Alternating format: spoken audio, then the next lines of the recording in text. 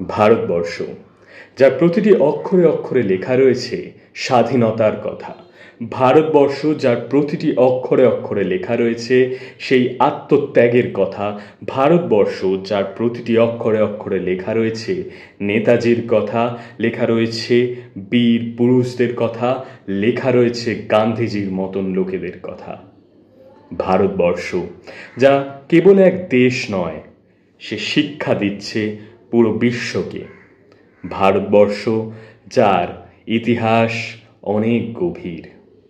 আজ এই ভারতবর্ষে দেখা দিয়েছে এক সংকট। এই সংকট নিজেদের তৈরি করা। আমরা ভাষার ভিত্তিতে একে অপরের প্রতি যে বিতৃষ্ণার জন্ম দিচ্ছি তা অত্যন্ত ভয়ঙ্কর। ভারতবর্ষ এক দেশ যা সকলকে এক সূত্রে গেঁথে রেখেছে।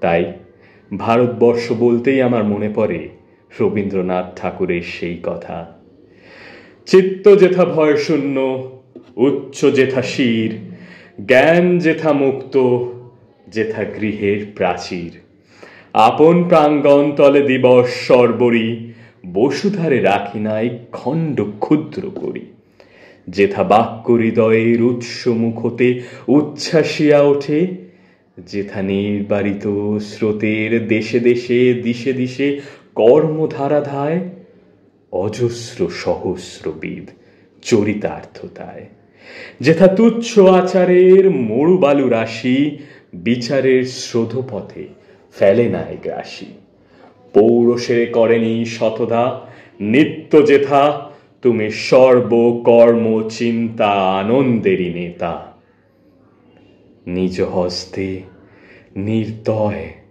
আঘাত করি পিত, ভারতের সেই স্বর্গে করজাগরিত। জয় হিন্দ। Happy independence day.